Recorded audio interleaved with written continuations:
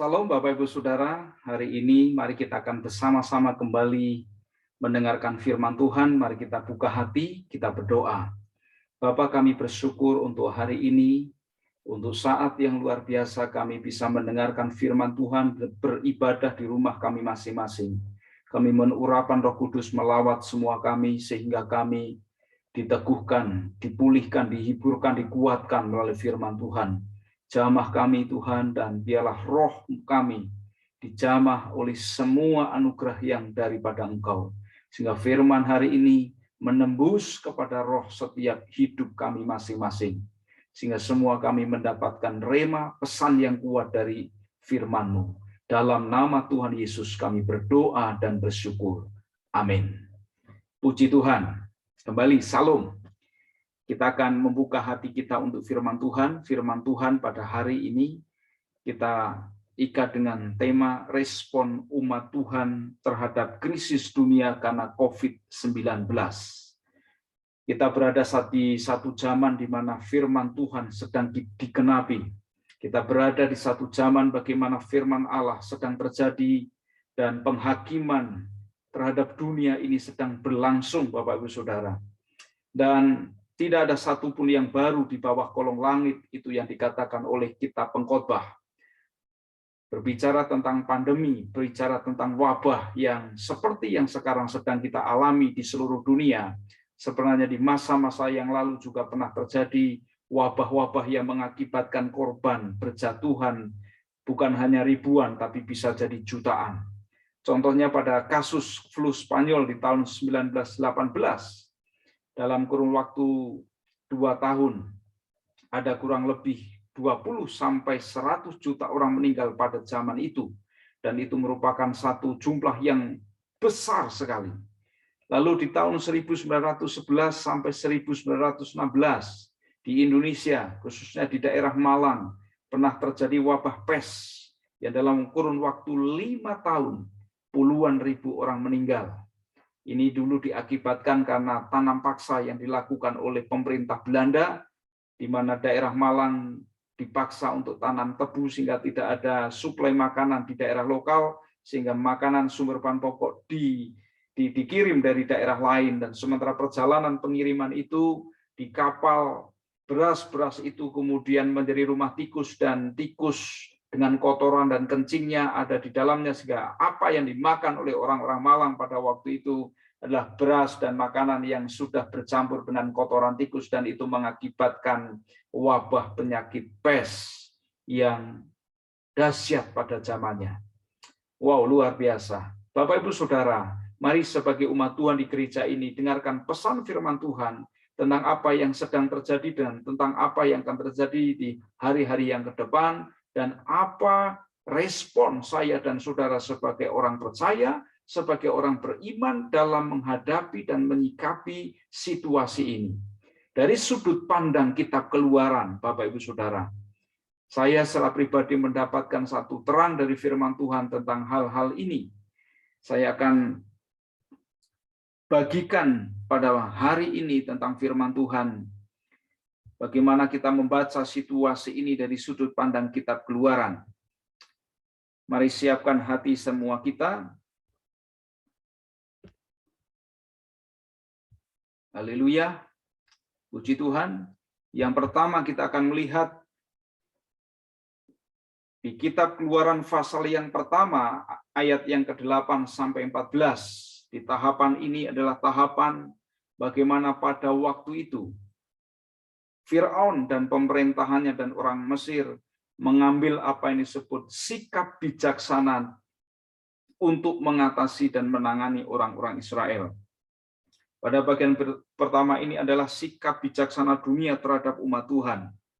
Kita baca di ayat yang ke-10.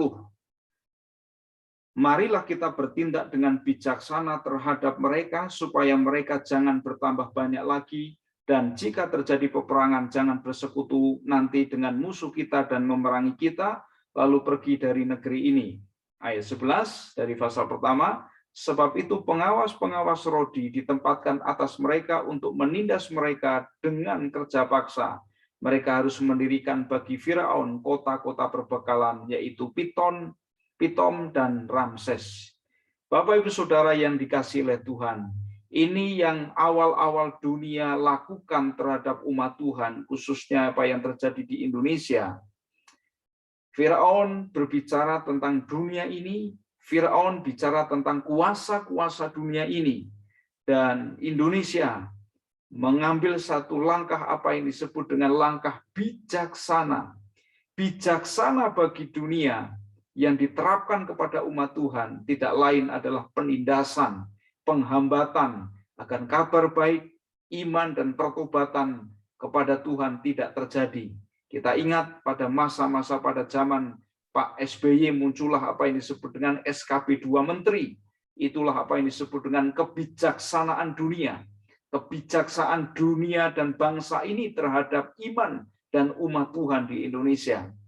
SKP 2 Menteri disebut sebagai kebijaksanaan dan itu akan membawa kerukunan, tetapi pada hakikatnya kemudian itu menghambat usaha-usaha untuk menghambat perkembangan iman dan umat Tuhan di Indonesia. Tetapi hukum Tuhan tetap terjadi bahwa semakin umat Tuhan dihambat, sejarah dan Alkitab mengatakan, semakin iman Kristen ini dihambat, maka semakin berkembang. Dan sampai hari ini Bapak Ibu Saudara, bagaimana terjadi ledakan, bukan hanya ledakan, tapi tsunami, gelombang pertobatan sedang melanda seluruh Indonesia. Luar biasa. Jadi tahapan pertama dari sudut pandang kitab Keluaran adalah sikap bijaksana dunia terhadap umat Tuhan. Lalu selanjutnya kita melihat bagian yang kedua. Di Keluaran pasal yang kedua ayat 23 sampai 25, di sana umat Tuhan berdoa dan Tuhan mendengar doa mereka. Dan kegerakan-kegerakan doa ini terus terjadi di Indonesia. Kita juga menjadi orang-orang, menjadi bagian orang-orang yang terus berdoa untuk lawatan Tuhan terjadi, untuk pertobatan terjadi, untuk pengenalan akan Tuhan terjadi di negeri ini. Dan Bapak Ibu Saudara harus tahu bahwa Tuhan mendengar doa kita. Seperti Tuhan mendengar doa orang Israel pada waktu di Mesir. Ayat 23 dari pasal 2 dikatakan apa? Lama sesudah itu matilah Raja Mesir, tetapi orang Israel mengeluh karena perbudakan. Dan mereka berseru-seru sehingga teriak mereka minta tolong karena perbudakan itu sampai kepada Allah. Ayat 24, Allah mendengar mereka mengerang, lalu ia mengingat kepada perjanjiannya dengan Abraham, Ishak dan Yakub. Maka Allah melihat orang Israel itu dan Allah memperhatikan mereka. Haleluya, Bapak Ibu Saudara, siapapun kita, ketika kita mengerang, kita berdoa, kita berseru kepada Tuhan, maka Tuhan mengingat kita, Tuhan mendengar doa-doa saya dan saudara. Dan apa yang terjadi hari-hari ini di seluruh dunia, itu bisa jadi adalah jawaban-jawaban doa untuk lawatan Tuhan terjadi. Bagaimana terjadilah kondisi, bagaimana Injil bisa diberitakan, Injil bisa menyentuh seluruh kehidupan umat manusia. Terlepas apakah pandemi COVID-19 ini buatan manusia atau tidak, tapi Tuhan mengizinkan sampai hari ini terjadi. Saya percaya, kita semua percaya, hanya dibutuhkan hanya satu kata, Corona ini akan lenyap di muka bumi. Sama seperti ketika Tuhan menyembuhkan salah satu perwira yang punya anak sakit. Perwira ini datang kepada Tuhan Yesus. Dia memohon supaya anaknya disembuhkan dari sakitnya. Dan dia berkata, Tuhan, tidak perlu engkau datang ke rumah saya. Cukup katakan sepatah kata saja, maka anakku akan sembuh. Bapak Ibu Saudara, untuk menghilangkan COVID terlalu mudah bagi Tuhan. Tetapi bukan masalahnya COVID ada atau tidak ada. Tapi saat ini, kita tidak perlu lagi terus bertanya-tanya kapan ini akan berakhir, kapan ini berakhir. Tapi tiba saatnya kita umat Tuhan untuk mencari kehendak Tuhan di musim ini. Untuk kita bersama-sama mencari wajah Tuhan, mendengar firman Tuhan. Apa kehendak bagi saya dan saudara di masa-masa yang sulit ini.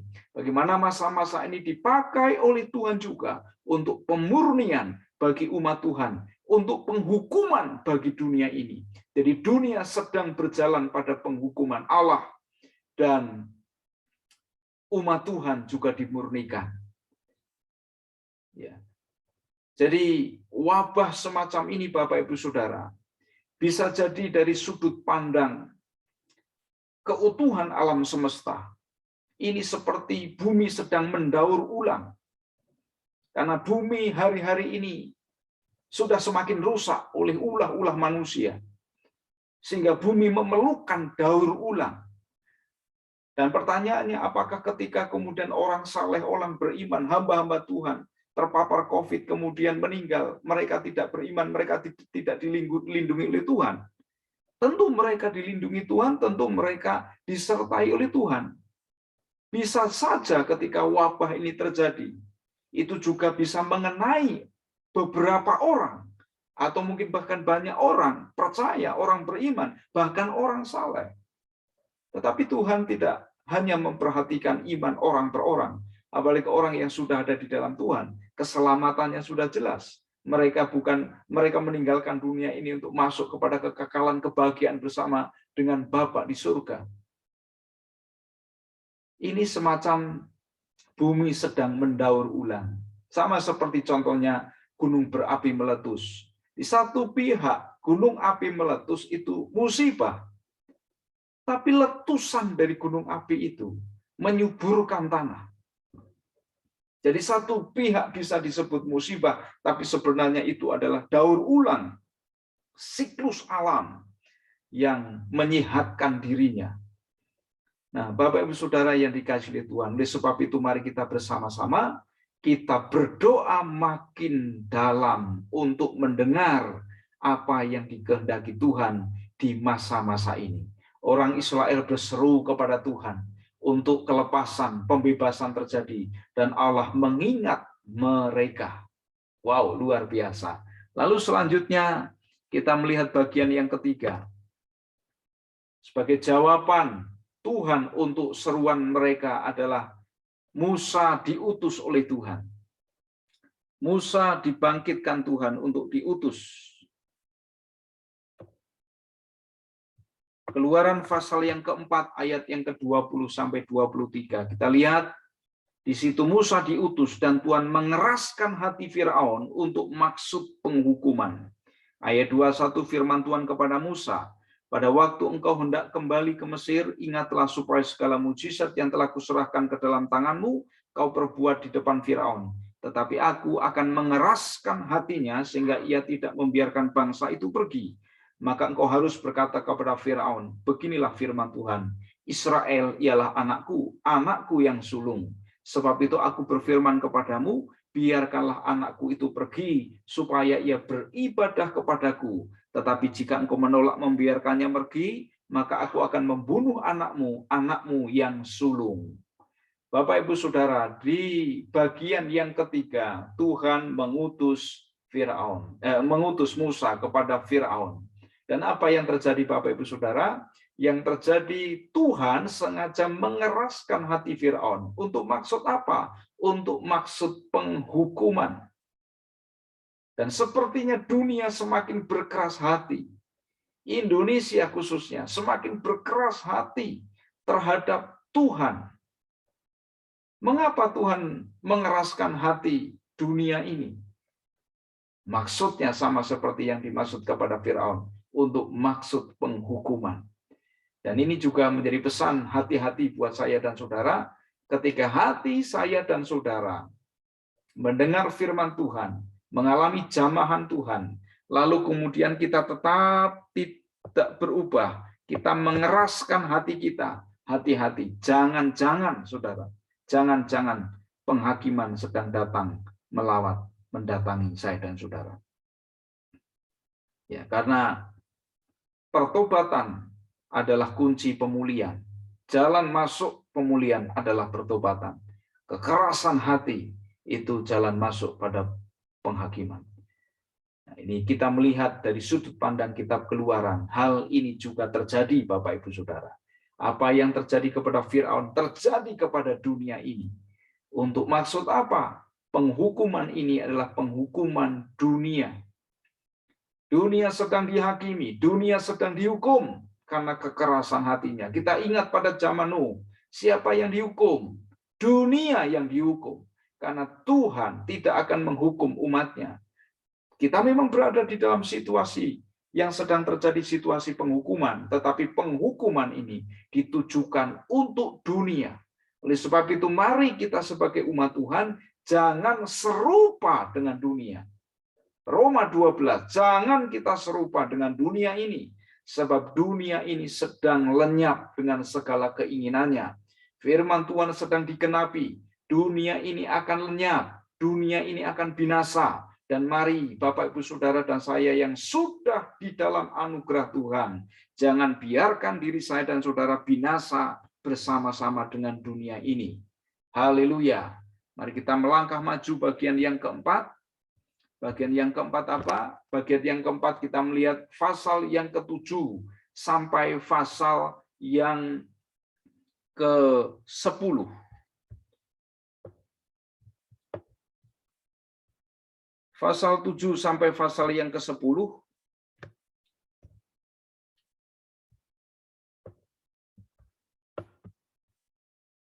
tentang apa? Tentang Tuhan menulai Mesir sebagai olok-olokan terhadap berhala-berhala Mesir.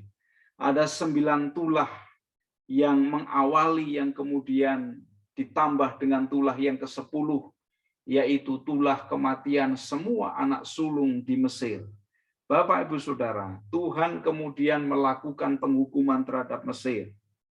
Tuhan mengeraskan hati Firaun dan orang-orang Mesir. Lalu Tuhan menghukum mereka. 9 tulah yang Tuhan berikan kepada orang Mesir. Ada kata, ada nyamuk, ada sungai Nil yang menjadi darah. Itu semuanya adalah olok-olokan Tuhan terhadap dewa-dewa, berhala-berhala Mesir. Dan pada masa pandemi ini, Bapak Ibu Saudara, Tuhan sedang mengolok-olok agama dengan segala dogma-dogmanya. Bayangkan Bapak Ibu Saudara, Tuhan benar-benar sedang mengolok-olok agama dengan segala dogma-dogmanya. Tempat-tempat ibadah harus ditutup. Bangunan-bangunan besar yang begitu menghabiskan biaya yang miliaran ketika dia bangun, sekarang tidak dipakai untuk ibadah. Dogma-dogma agama, ibadah harus di apa yang disebut tempat rumah ibadah. Apa yang disebut dengan rumah Tuhan. Apa yang disebut dengan bait Tuhan. Itu merupakan gedung-gedung. Dan hari-hari ini semuanya itu sepi karena lockdown, karena karantina dan lain sebagainya. Tidak boleh untuk menjadi tempat ibadah. Agama-agama sedang diolok-olok oleh Tuhan. Sebab Tuhan tidak pernah membawa agama. Tuhan tidak pernah mengajarkan agama. Kekristenan bukan agama. Kekristenan itu jalan lurus. Jalan mengikuti Yesus. Jalan keselamatan. Jadi sekali lagi, kita peringatkan untuk semua saudara dan saudara bahwa kekristenan, menjadi orang Kristen jangan berhenti menjadi orang beragama. Terserah orang menyebut kita beragama Kristen, tapi pada hakikatnya saya dan saudara tidak sedang beragama. Saya dan saudara sedang berserah kepada Tuhan. Saya dan saudara sedang percaya kepada Tuhan dan hidup berjalan dengan Tuhan. Haleluya. Dan termasuk juga agama-agama Kristen. Agama Kristen juga sedang diolok-olok Tuhan. Kalau itu adalah agama. Dengan dogma-dogmanya. Bayangkan Bapak Ibu Saudara, ketika banyak orang Kristen menyebut bait Tuhan, rumah Tuhan, itu adalah bangunan gedung. Itu definisi daripada Kamus Besar Bahasa Indonesia, bahwa gereja adalah bangunan, gedung, tempat rumah orang Kristen beribadah. Dan banyak orang Kristen mempercayai gedung gereja adalah gereja. Padahal Alkitab tidak mengatakan itu. Alkitab mengatakan gereja adalah orang-orang yang dipanggil keluar dari gelap kepada terang yang ajaib, supaya orang-orang yang sudah diterangi ini memberitakan perbuatan-perbuatan besar dari Tuhan yang telah memanggilnya. Itulah gereja. Jadi gereja bukan gedung. Kalau gereja itu adalah gedung, sedang diolok-olok oleh Tuhan. Sama seperti Tuhan mengolok-olok berhala-berhala Mesir. Sungai Nil. Ada kata, ada belalang, ada nyamuk, dan lain sebagainya. Itu adalah berhala-berhala agama-agama Mesir. Dan agama di dalam musim COVID ini benar-benar sedang diolok-olok oleh Tuhan. Haleluya. Ini masa yang betul-betul masa yang luar biasa, Bapak Ibu Saudara. Lalu lanjut bagian yang kelima apa? bagian yang kelima. Kita lihat Keluaran pasal yang ke-12. Di Keluaran pasal yang ke-12 kita mendapati masa karantina sebab Tuhan menghukum Mesir dengan kematian setiap anak sulung. Kalau Bapak, Ibu, saya dan Saudara membaca di pasal yang ke-12 ini, maka di situ diberikan peraturan dan ketetapan Tuhan bagaimana harus ada karantina selama 14 hari. Pasti ada hubungannya, karena angka 14 terkait dengan karantina-karantina, kita akan mendapati di sepanjang Alkitab, itu ada macam karantina 14 hari. Seperti Esther harus dikarantina 14 hari. Pada waktu Paskah juga ada karantina selama 14 hari. Dan semua orang yang ada di dalam rumah, dan pada waktu domba Paskah disembelih, kemudian Tuhan berfirman supaya darah itu ditorehkan di bumbungan di atas pintu dan tiang kanan kiri pintu, dan setiap rumah yang ada tanda darahnya itu dilalui, tidak mengalami kematian anak sulung, tidak ada kematian malaikat maut melewati. Itulah Paskah. Siapapun pada waktu itu yang tidak mengikuti peraturan karantina 14 hari, termasuk orang Israel sekalipun, umat Tuhan sekalipun, kalau pada masa-masa karantina itu, pada masa ketika malaikat maut itu melewati Mesir, maka orang itu juga akan mati. Dan umat Tuhan yang rumahnya ada tanda darah dilewati dari kebinasaan anak sulung, atau dilewati dari kematian. Jadi ada masa-masa karantina 14 hari. Terkait dengan karantina kita bisa melihat di beberapa contoh Alkitab. Seperti yang baru saja kita lihat bahwa ketika Paskah ada karantina 14 hari. Kemudian pada peristiwa Nuh, berapa lama Nuh dikarantina, Bapak Ibu Saudara? Nuh dikarantina di Bahtera itu 370 hari. 1 tahun lebih dia dikarantina. Karena apa? Sedang terjadi penghukuman bagi dunia. Dan Nuh dan semua keluarganya dan semua binatang-binatang yang ada di dalamnya harus sabar, harus mengikuti petunjuk Tuhan. Karena bumi sedang dibinasakan. Bumi sedang didaur ulang oleh Tuhan. Dan mari Bapak Ibu Saudara, sebagai penerapan di musim-musim ini, kita sebagai anak-anak Tuhan, ikuti karantina-karantina yang ada. Jangan menjadi orang yang memberontak. Jangan mengikuti iman yang fatalistik, iman yang bergantung kepada takdir. Kalau sudah takdirnya mati, mati juga enggak, karena corona juga mati. Memang iya. Tetapi Bapak Ibu Saudara perlu tahu, ada masa-masa kadang-kadang karantina harus terjadi dalam kehidupan kita. Dan sekarang di musim PPKM ini, kita juga sedang dikarantina. Oleh sebab itu, siapapun saya dan saudara, taati apa yang menjadi anjuran-anjuran pemerintah untuk kita bersama-sama aman. Kalau toh harus keluar rumah, harus protokol kesehatan. Pakai masker, masker harus double. Jangan ngeyel, jangan abai. Ini termasuk adalah firman Tuhan yang diberikan kepada saya dan saudara. Puji Tuhan. Lalu setelah masa-masa karantina itu apa yang terjadi Bapak Ibu Saudara? Kemudian setelah domba Paskah disembelih dan kemudian tulah ke-10 diberikan, anak sulung baik binatang maupun manusia di tanah Mesir mati. Terjadi tangisan tentang kematian yang begitu luar biasa. Dan kita mendapati juga hari-hari ini situasi ini sedang terjadi. Banyak orang mati, nggak tahu kenapa. Bukan hanya karena COVID sepertinya. Tapi musim ini benar-benar menjadi musim apa yang disebut dalam bahasa Jawa pagebluk. Kalau bendu, banyak orang mati. Di setiap desa, setiap harinya ada orang mati. Di desa ini baru 2 minggu ini 9 orang mati. Beberapa waktu lalu saya berkeliling untuk doa keliling dan menyebarkan pamflet, berputar sampai ke gunung. Setiap desa yang saya lalui, pasti ada bendera kematian 2, 3, ada yang 4, bahkan ada yang 5. Bahkan di desa Slokaton, minggu lalu, 1 minggu, 9 orang. Sedang terjadi sesuatu yang luar biasa. Dan kita ada di masa-masa ini. Bagaimana firman Tuhan sedang digenapi, Bapak Ibu Saudara. Nah, setelah itu kemudian apa yang terjadi, Bapak Ibu? COVID ini sudah berlangsung kurang lebih 2 tahun, menjelang 2 tahun. Dan ini membawa dampak yang signifikan, membawa dampak secara nyata dalam kehidupan ekonomi dunia dan ekonomi pada khususnya kita Indonesia. Dan kita berada di masa-masa sulit juga secara ekonomi.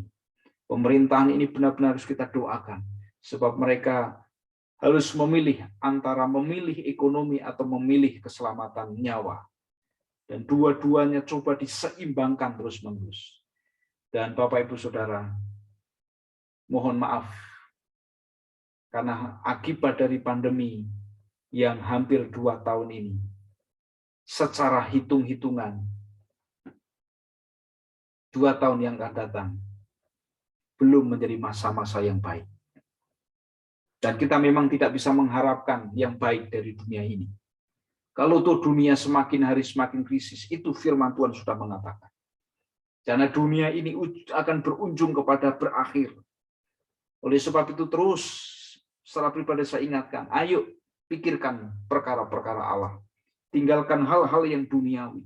Kita mulai fokus kepada kerajaan Tuhan. Percayalah bahwa Tuhan tetap memelihara saya dan saudara. Kalau kita masih hidup di dunia ini, di tengah-tengah situasi ini, Tuhan pasti pelihara saya dan saudara. Karena 2 tahun yang akan datang, kita Indonesia, dunia ini akan masuk apa yang disebut dengan padang gurun. Kita bisa melihat di pasal yang ke-15, ada masa padang gurun. Pasal 15 dan seterusnya, sebelum sampai kemudian umat Israel masuk ke tanah Kanaan, itu masa-masa di padang gurun.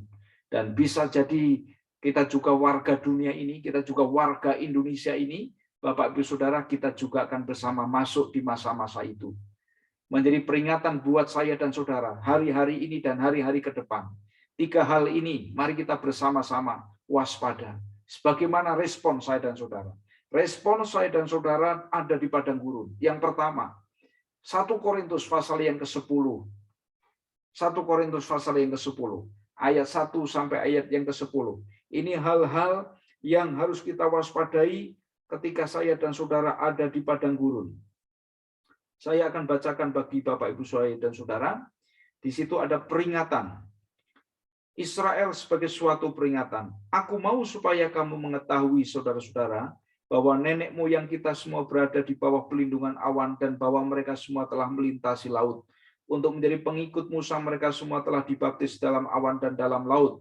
Mereka semua makan makanan rohani yang sama.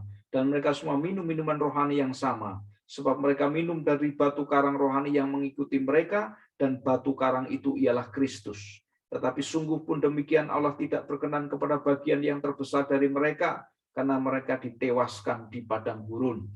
Nah, apa saja yang menjadi peringatan bagi kehidupan kita, Bapak Ibu Saudara? Ayat yang ke-6. Semuanya ini telah terjadi sebagai contoh bagi kita, untuk memperingatkan kita, supaya jangan kita menginginkan hal-hal yang jahat seperti yang telah mereka berbuat. Jangan menginginkan hal-hal yang jahat. Lalu supaya jangan kita menjadi penyembah-penyembah berhala. Bapak Ibu Saudara, jangan kita menyimpan berhala, jangan kita menyembah berhala. Bapak Ibu Saudara, orang Israel sebelum mereka keluar dari tanah Mesir, Tuhan membuat orang Mesir itu bermurah hati, dan orang Mesir segan terhadap Musa, sehingga menjelang mereka keluar dari Mesir, mereka mendapatkan sumbangan yang begitu melimpah, berupa emas, berupa perak, begitu banyak tetap dari orang Mesir. Tapi apa yang terjadi di padang gurun, justru emas-emas itu mereka pakai untuk membuat berhala, patung lembu dari emas, patung lembu betina yang mereka sembah sebagai berhala, yang membuat Tuhan murka luar biasa. Padahal Tuhan membuat mereka orang Mesir bermurah hati untuk menjadi bekal buat mereka, tetapi semua harta benda itu malah dijadikan berhala. Bapak Ibu Saudara, peringatan bagi setiap kita. Ayo, jangan ada berhala, jangan ada pemberhalaan dalam kehidupan saya dan saudara. Jangan kita menjadi penyembah-penyembah berhala. Kemarin kita belajar yang sama dengan penyembahan berhala itu apa? Keserakahan, keinginan daging, ya, hawa nafsu, nafsu duniawi, sama dengan penyembahan berhala. Oleh sebab itu menjadi peringatan buat kita. Nah, selanjutnya sama seperti beberapa orang dari mereka seperti ada tertulis, maka duduklah bangsa itu untuk makan dan minum, kemudian bangunlah mereka dan bersukaria. Lalu janganlah kita melakukan percabulan seperti yang dilakukan oleh beberapa orang dari mereka, sehingga pada satu hari tewas 23.000 orang. Lalu janganlah kita mencobai Tuhan seperti yang dilakukan oleh beberapa orang dari mereka sehingga mereka mati dipagut ular. Dan janganlah bersungut-sungut, perhatikan, jangan bersungut-sungut seperti yang dilakukan oleh beberapa orang dari mereka sehingga mereka dibinasakan oleh malaikat maut. Semuanya itu telah menimpa mereka sebagai contoh dan dituliskan untuk menjadi peringatan bagi kita yang hidup pada waktu di masa di mana zaman akhir telah tiba. Ini peringatan-peringatan buat saya dan saudara hari ini dan hari-hari ke depan. 1 Korintus 10 ayat 1 dan 10. Silakan Bapak Ibu Saudara baca kembali dan izinkan Roh Kudus untuk mengoreksi, mengevaluasi kehidupan saya dan saudara.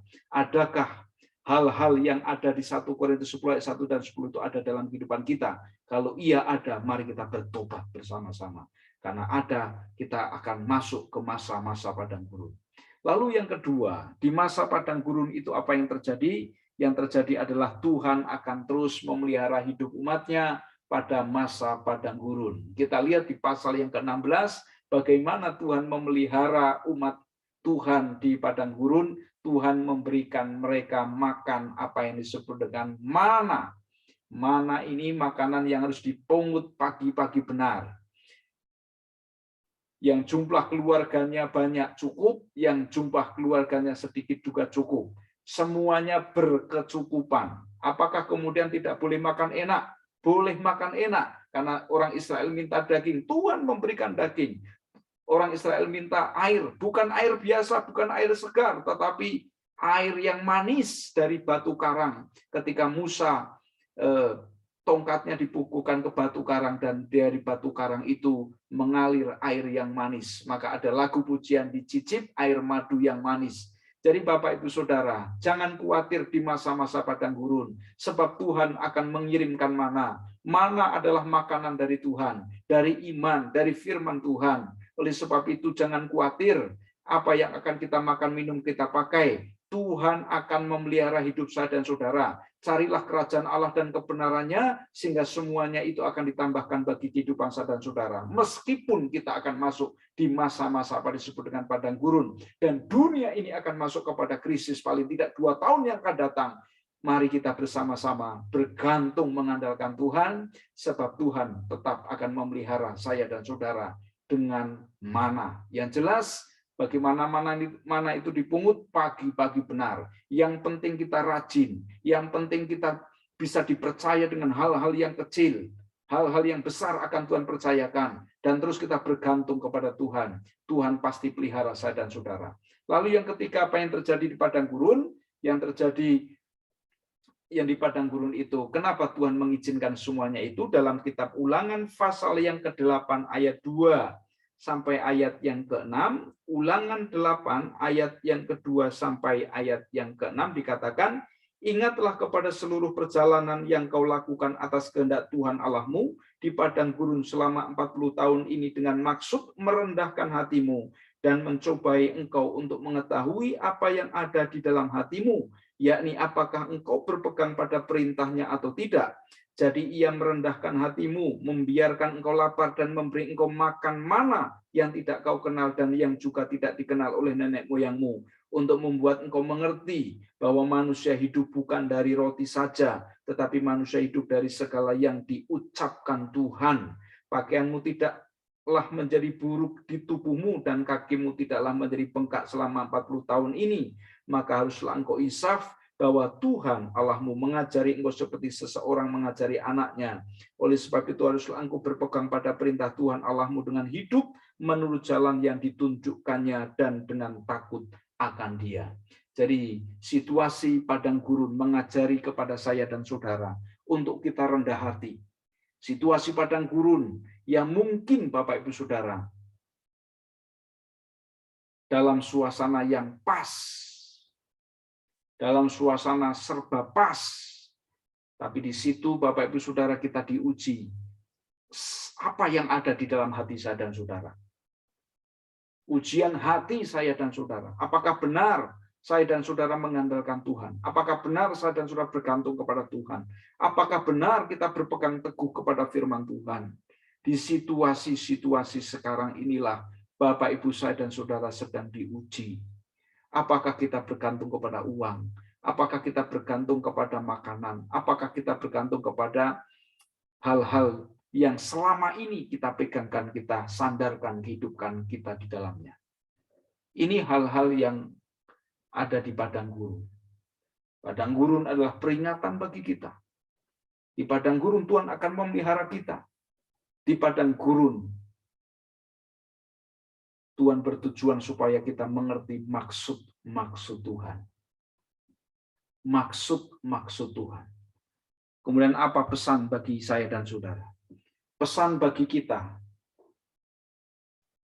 yang pertama adalah mengandalkan Tuhan. Bahwa manusia hidup bukan hanya dari roti saja, tapi dari firman Tuhan atau perkataan yang keluar dari mulut Tuhan. Manusia hidup bukan dari roti saja.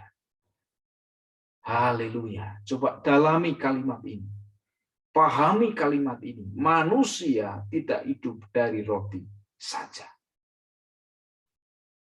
Mungkin selama ini kita bersandar pada roti. Kita bergantung kepada berapa karung beras yang ada di stok kita. Ada situasi ini menguji hati kita. Apakah kita bergantung kepada Tuhan? Pesan bagi kita yang kedua adalah rendah hati. Situasi ini mengajar kita betul-betul untuk rendah hati. Rendah hati di hadapan Tuhan. Bahwa tidak ada kekuatan apa-apa di hadapan Tuhan. Kekuatan apapun. Ada satu saudara dari teman kita. Dia hidup di Jakarta, uang banyak.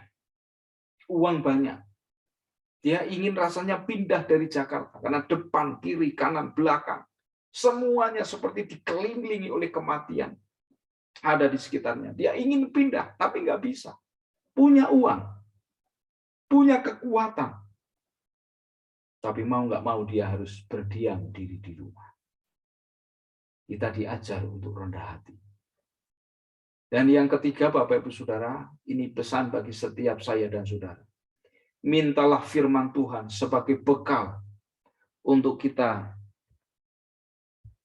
masuk atau hidup di tengah krisis dunia ini. Perhatikan garis bawah, krisis dunia ini. Kita berada di dunia yang akan menghadapi krisis.